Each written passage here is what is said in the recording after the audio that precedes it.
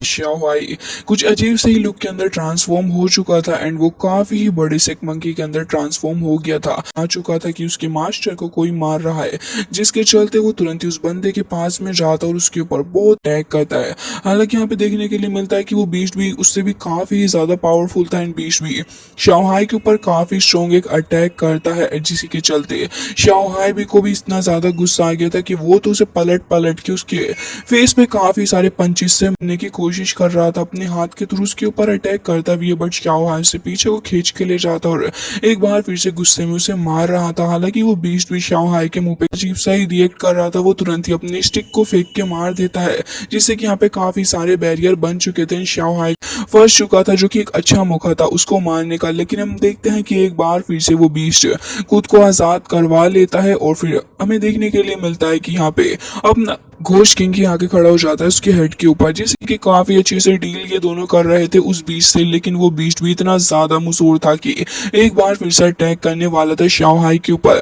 अब यहाँ पे घोष किंग के साथ के थ्रू ही शाओहाई उसको बहुत ही बुरे तरीके से पटक के मार देता है एंड यहाँ पे उसकी घोष किंग तो वहीं साइड में बैठ चुका था, क्योंकि वो पहले से इतना ज्यादा इंजर्ड है। दूसरी बात, उसके मुंह से काफी सारा ब्लड भी आ रहा था, जिसके चलते वो थोड़ा देख रहा होता है आसपास, बस वो ब्लड जाके एब्जॉर्ब हो जाता है उसकी उस स्टिक के अंदर, जिसे देख के उसे खुद भी नहीं समझ आ रहा था कि आगे यहाँ पे चल के रहा है। वो खुद भी काफी ज्यादा करने लग जाते हैं, वो जगह यहाँ पे हिल रही थी, जिसके चलते घोस्ट किंग खुद थोड़ा पीछे को हट के खड़ा हो जाता है। लेकिन उसकी खुद के साथ भी कुछ मसला चल रहा था, उसके हेड के अंदर काफी ज्यादा चिल्लाने की आवाजें आ रही होती है, अब आ रही है, जिसके चलते वो खुद भी काफी ज्यादा अजीब सा बिहेव कर रहा था। घोस्ट किंग को नहीं समझ आ रहा होता कि आखिर वो क्या करे। हमें देखने के लिए मिलता है कि वो बीच इतनी जोर से अपने मुंह से आंख को उगलता है कि शाओहाई तबाही हो जाए, लेकिन इतनी ही देर में अब अपने घोस्ट किंग के पीछे भी कुछ एक स्पिरिचुअल स्ट्रक्चर की देर में अब अपने घोस्ट किंग के पीछे भी कुछ एक स्पिरिचुअल स्ट्रक्चर आके खड़ा हो गया था और कुछ ही सेकंड बाद हमें देखने के लिए मिलता है कि वो अपनी सी ऑफ कॉन्शियसनेस के अंदर चला गया था,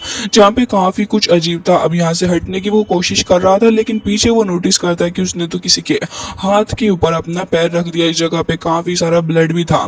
तभी वो नोटिस करता है कि इसके पीछे के बाद उसे सब कुछ वापस से याद आने लग गया था, जो कि काफी ज्यादा तकलीफ दे था उसके लिए।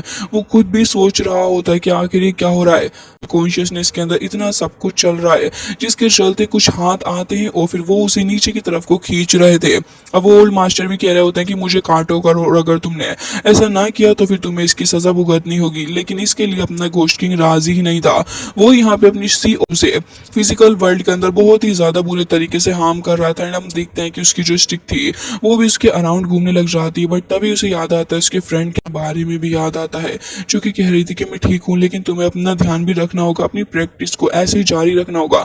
ये सब कुछ याद करते साथ ही वो एक बार फिर से ऐसे ही सब कुछ याद आता है, वो फाइट करने के लिए रेडी हो चुकी, बट उसके मुंह से कंटिन्यूसली ब्लड भी आ रहा था। शाओहाई भी इस चीज को नोटिस कर रहा होता है, लेकिन वो भी बीस्ट के साथ में जूझ रहा है। ये बीस्ट कोई नॉर्मल बीस्ट तो है नहीं।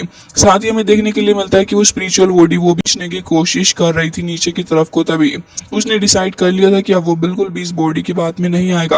एंड जैसे ही वो बॉडी उसे मारने वाली थी, तभी यहाँ पे उसके पास एक अजीब सा कोई टोकन होता है, जिसका इस्तेमाल वो करता है एंड अपनी कॉन्शियसनेस के अंदर वो उससे डील कर पा रहा था। साथ ही शाओहाई भी उस बीस्ट को मार रहा होता है, लेकिन सडनली वो नोटिस करता है कि वो बीस्ट फिशरमैन एंड फेंगशियान वेले के लोग अभी भी खड़े थे। किसी को कुछ नहीं समझ आ रहा था कि आखिर ये हो क्या रहा है।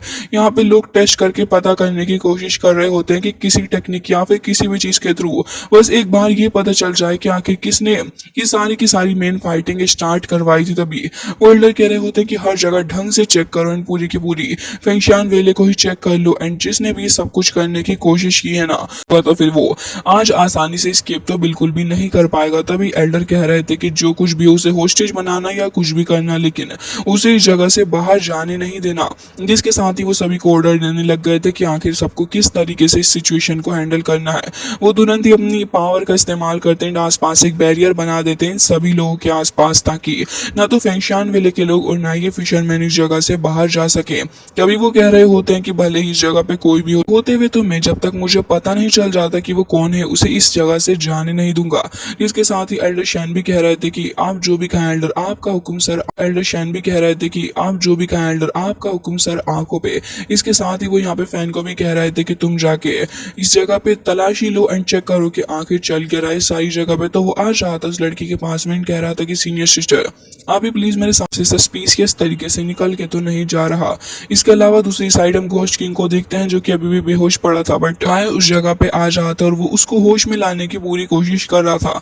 कुछ ही देर बाद यहाँ पे उसके ऊपर हाथ सहलाता है जिसके चलते शाओहाई भी थोड़ा नॉर्मल हो गया था एंड अपना हेल्प करता है। और इसके साथ साथ हमें ये भी देखने के लिए मिलता है कि वहाँ पे उसकी जो स्टिक थी वो भी खुद ही रोल कर करके आ रही होती है अपने घोस्ट किंग के पास। स्टीरियस हो चुकी थी इन दोनों के लिए ही। अभी जगह पे कुछ अजीब सा स्टोन भी रखा हुआ था, तभी यहाँ पे अपना घोस्ट किंग उसे देख के कह रहा होता है कि ये तो काफी कूल है। इसके अलावा जैसे उसकी नजर सामने वाली वॉल पे पड़ती है वो बहुत ही ज्यादा हैरान हो गया था कि इस पे तो घोस्ट किंग के लिए, लेकिन लगातार वो आगे बढ़ते बढ़ते इन सारी चीजों को देखता जा रहा था। अब इस चीज का कनेक्शन समझने के लिए घोस्ट किंग काफी ज्यादा एक्साइटेड हो जाता है। वो तुरंत ही आगे की साइड को जाने लग गया था। आगे जाके वो देख रहा होता है अपनी स्टिक के थ्रू, तो फिर उसे काफी सारी स्ट्रेंज चीजें देखने के लिए मिलती हैं। जैसे ही वो वॉल के ऊपर अपना हाथ रख के टच करता है तो फिर उसे और भी कुछ अजीब सी चीजें फील होने लग गई थी, जिसके चलते वो भी हो रहा था और वो नहीं ये समझ पा रहा था कि आखिर ये सब कुछ क्यों हो रहा है। तभी यहाँ पे उसको याद आता है कि उसके पास में कुछ अजीब तरीके का टोकन भी है, तो फिर वो बिना वक्त जाया करे उस टोकन को उस अजीब से स्टोन के ऊपर रख देता है। फिर यहाँ पे आने के बाद अब अपना घोस्ट किंग कह रहा था कि ऐसा क्यों लग रहा है कि इस जगह पे मुझे और भी ज्यादा सर्च करना होगा। तभी वो उस चीज को उठाता है जो कि उसने उस स्टोन के ऊपर रखी थी, तुरंत ही उस जगह से बाहर की तरफ को निकल जाता है। अब दूसरी साइड पे ये दोनों ही आ चुके थे, जहाँ पे आने के बाद सब कुछ काफी अजीब सा नजर आ रहा। इनको ये तो नहीं पता था कि ये किसकी आवाज है, बट वो समझ जाता है कि कोई तो है। इसके अलावा वो कह रहा होता है कि बताओ मुझे तुम कौन हो और तुम मेरे सामने क्यों नहीं आ जाते। लेकिन जैसे घोस्ट किंग अपनी बात को कंप्लीट करके उस जगह से हटता है तो फिर वो देखता है कि उसके पीछे तो यहाँ पे किसी अजीब सी टेल्स भी हैं। एंड इसके अलावा घोस्ट किंग समझ जाता है कि ये जगह काफी खतरनाक भी उसके लिए हो सकती है। भले ही वो इस जगह पे आ गया है, लेकिन हो सकता है कि इस जगह पे उसे काफी सारा खतरा भी फेस करना पड़े। वो चारों ही तरफ देखने लग जाता है, लेकिन तभी उसे बस चारों ही तरफ से आवाजें ही आवाजें आ रही थी। घोस्ट किंग को देखते हैं जो अपनी आइस के अंदर इविल आइस को देख पा रहा था। उस ये सब कुछ देखते हुए उसे इतना ज्यादा गुस्सा आ जाता है कि हम पावरफुल स्पिरिचुअल 8 टेल फोक्स जो कि उसी के पीछे भी थी। हालांकि गाइस इसी के साथ आज का ये एपिसोड हो जाता है एंड आई रियली होप कि आपको ये पसंद आया होगा। मिलता है नेक्स्ट वीडियो में, तब तक